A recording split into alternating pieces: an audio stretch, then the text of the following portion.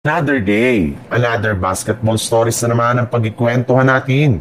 At ngayon nga yung balitang 4-team trade na magagawa ng Los Angeles Lakers at ang game preview ng Golden State Warriors at Portland Trail Blazer. Sa kabila nga ng napakagandang performance ngayon ng Lakers ay sunod-sunod na nga ang pagsilabasa ng mga balita patungkol sa kanilang team upang sa ganun ay mapalakas pang lalo ang kanilang lineup. At isa nga sa mga lumabas dito ay ang 3-team sa pagitan nila ng Dallas Mavericks at Chicago Bulls. Bali dito nga ay makukuha ng Dallas Mavericks sina Gabe Vincent, Dalton Kenick at isang second round pick. Makukuha rin naman nga dito ng Bulls ang dalawang first round picks habang ang Lakers naman ay masusungkit sina Klay Thompson at Ayo Dosunmu. Sa ganyang paraan nga ay makukuha na nga sa wakas ng Lakers ang matagal na nilang target na si Klay Thompson at magkakaroon pa nga sila ng isang legit na point guard na mas mapapakinabangan ng kanilang team sa kanilang mga susunod na laban ngayong season. Kung hindi nga nila yan magagawa sa isang 3-team trade at maaari nga na gumawa sila ng isa pang kupunan para makagawa sila ng 4-team trade ngayong season.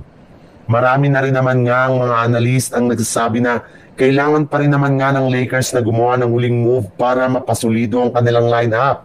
At ang ganitong klaseng trade na nga ang magpapalakas sa kanilang team.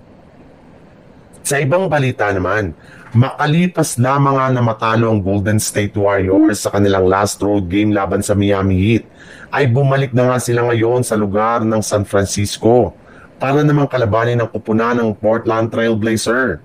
At bago pa man nga mag-umpisa ang kanilang laban ay inanunsyo na nga na maglalaro na dito si Stephen Curry matapos siyang magtamo ng ankle injury sa kanilang game noong nakarang araw laban sa Orlando Magic. And since nga nagkaroon na ang Golden State Warriors at maglalaro na sila sa wakas sa loob ng kanilang home court, ay hindi na nga nakapagtataka bakit yamado na ang kanilang team ngayong araw. Marami rin naman ngang out ngayon sa lineup ng Blazers. Kagaya na lang ni Jrue Holiday na may tinatamo ngayong injury sa kanyang pangangatawan. Pero kailangan pa rin naman nga kahit papano ng Warriors na magseryoso sa kanilang game at hindi mag-relax dahil maaari pa rin naman nga sila na i-upset ng mga batang players ng Portland Trail Blazer. Natalo na rin naman nga po sila ng mga nagdaang linggo kaya hindi malabo na matalo rin nga ngayon kapag masyado silang nag-relax.